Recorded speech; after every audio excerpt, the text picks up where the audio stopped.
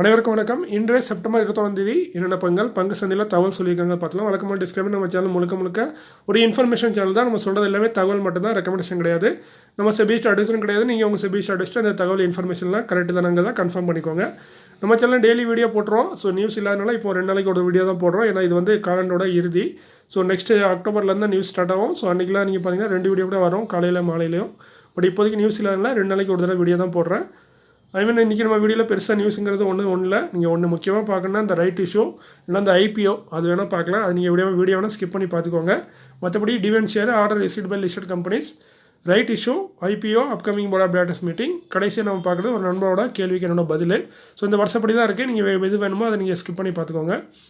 ஃபஸ்ட்டாக நான் பார்க்குறது சாதாரண நைட்ரோச்சம் லிமிடெட் 59 ரூபா கரண்ட் பேஸு, 15 பைசா டிவிடெண்ட் அறிவிச்சிருந்தாங்க. டிவிடெண்டில் பேருக்கான டிவிடெண்ட் தான். இதற்கான ரெக்கார்ட் டேட் வந்து கம்பெனி ரிவைஸ் பண்ணிட்டாங்க. புதிய ரெக்கார்ட் டேட் வந்து 14 அக்டோபர் 2024. செக்டர் வந்து கமாடிட்டி கெமிக்கல்ஸில் இருக்காங்க. வருஷத்துக்கு ஒரு தடவை டிவிடெண்ட் தராங்க. விவிஐபி இன்ஃப்ராடெக் லிமிடெட் 230 ரூபா current base, SME category stock, 32 கோடியே 49 லட்சத்துக்கான ஆர்டர் கிடச்சிருக்கு. கொடுத்தது உத்தரகாண்ட் பேஜல் நிகம் லிமிடெட். அடுத்து பார்த்தீங்கன்னா Arvind and company shipping agencies limited 126 ரூபா current base, 8 SME category stock தான். இதுவும் 5 கோடியே 90 லட்சத்துக்கான ஆர்டர் கிடச்சிருக்கு. கொடுத்தது லட்சன் டர்போ எல்என்டி. ஸ்ப்ரேக்கிங் லிமிடெட் 14 ரூபா கரண்ட் பேஸு, 50 மில்லியனுக்கான ஒரு ஆர்டர் கிடச்சிருக்கு. ஆக்சுவலி இந்த ஆர்டர் வந்து இவங்க சப்சிடரி கம்பெனி கிடச்சிருக்கு. ஸோ இவங்களுக்கு கிடைச்ச மாதிரி தான் 50 மில்லியனுக்கான ஆர்டர் இந்தியன் ரூபாய் மதிப்புக்கு. அதே மாதிரி இதை கொடுத்து யாருன்னு பார்த்தீங்கன்னா கிரீன் மெட்டல்ஸ் FZO, இது ஒரு international order. Knowledge marine and engineering works limited 1821 ரூபா கரண்ட் பேஸு, எஸ்எம்இ கேட்டகரியில் சேர்ந்த ஸ்டாக்கு, எஸ்எம்இ கேட்டகரி ஸ்டாக்குன்னு நினைக்கிறேன். இவங்க கரண்ட் பேஸ் பார்த்தீங்கன்னா 1871, 19 கோடியே 27 லட்சத்துக்கான ஆர்டர் கிடச்சிருக்கு. கொடுத்தது Mumbai port authority. Rudrabhishek enterprises limited 201 ரூபா கரண்ட் பேஸு, 10 கோடிக்கான ஆர்டர். கொடுத்தது Adani green energy 6 limited. Rulka electricals limited 411 ரூபா கரண்ட் பேஸு, எஸ்எம்இ கேட்டகரி ஸ்டாக்கு, 4 கோடியே 34 லட்சத்துக்கான ஆர்டர் கிடச்சிருக்கு. கொடுத்தது avenue super mart, DMart.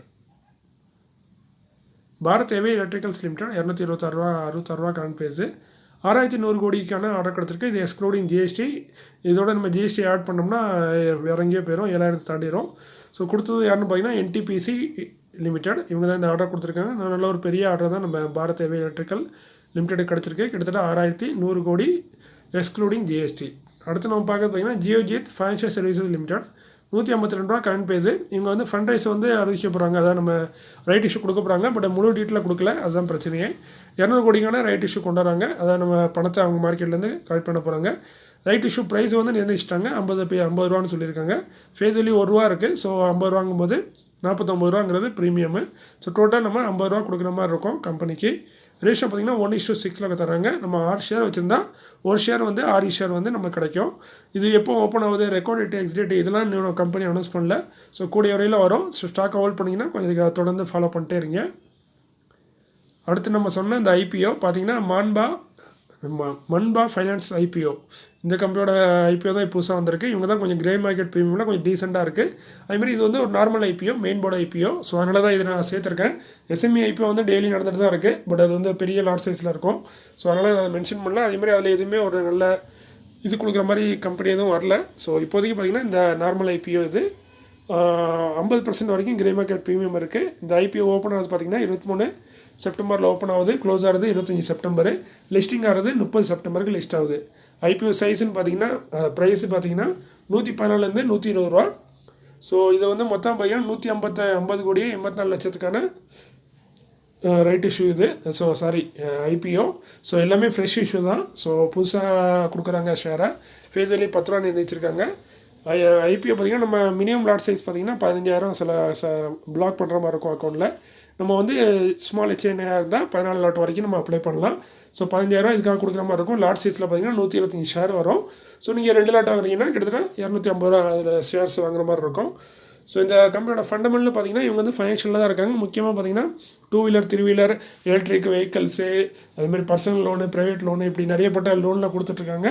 So நல்லா ஃபண்டமெண்டல் பார்த்தாலும் நல்லதாக இருக்குது. 2022 9 கோடியே 74 லட்சமாக இருந்தது நெட் ப்ராஃபிட் ஆஃப்டர் டேக்ஸு. அதே நம்ம 2023 16 கோடியே 58 லட்சமாக வந்திருக்கு. இது 2024 பார்த்திங்கன்னா 31 கோடியே 42 லட்சமாக உயர்ந்திருக்கு. ஸோ ரெவன்யூவும் கூட்டிகிட்டே இருக்குது. அதேமாதிரி நெட் ப்ராஃபிட் ஆஃப்டர் டாக்ஸும் கூடியிருக்கு. அதேமாதிரி கம்பெனியோட பாரோவிங்ஸும் கூட்டிகிட்டு தான் இருக்குது. 394 கோடியாக இருந்தது 2022. இப்போ பார்த்தீங்கன்னா 752 கோடியாக உயர்ந்திருக்கு பாரோவிங்ஸு. ஸோ பாரோவிங்ஸ் மட்டும் கொஞ்சம் குறைஞ்சிருந்தா நல்லாயிருக்கும். பட் இது ஒரு ஃபைனான்ஸ் கம்பெனி. ஸோ இவங்க பாரோவிங்ஸ் பண்ணி தான் அவங்க ஃபைனான்ஸே நடத்துவாங்க. ஸோ நல்ல ஒரு ப்ராஃபிட் பண்ணுற கம்பெனியாக தான் இருக்காங்க மன்பா ஃபைனான்ஸ் லிமிடெட். இந்த கிரே மார்க்கெட் ப்ரீமியம் பார்த்தீங்கன்னா கடந்த 2-3 நாட்களுக்குள்ள ப்ரீமியம் தான் காட்டுது. ஸோ அதுக்கு முன்னாடி இந்த ப்ரீமியம் காட்ட மாட்டேங்க. ஸோ அந்த 2-3 நாளில் தான் கொஞ்சம் டிமாண்ட் இருக்குது. ஸோ இது வந்து நடக்கலாம், நடக்காமல் போகலாம்.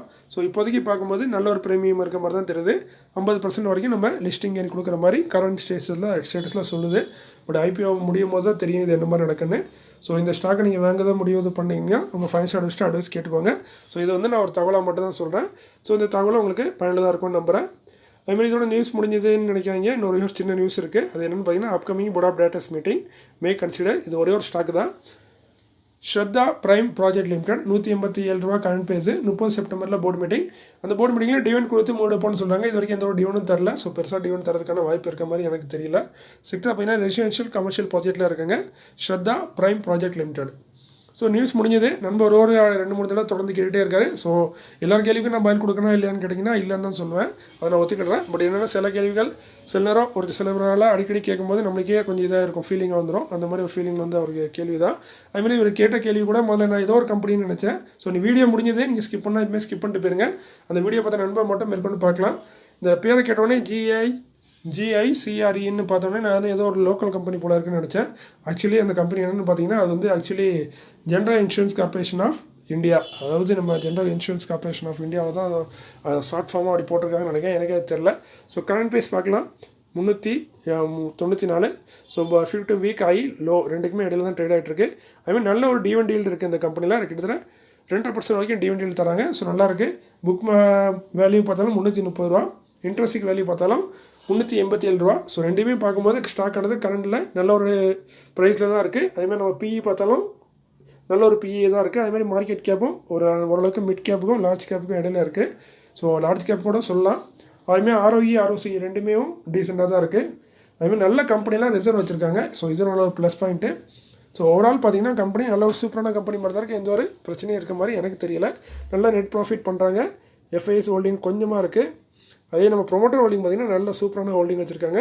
DIS வந்து கொஞ்சமாக ஹோல்டிங் வச்சுருக்காங்க 10% கிட்ட.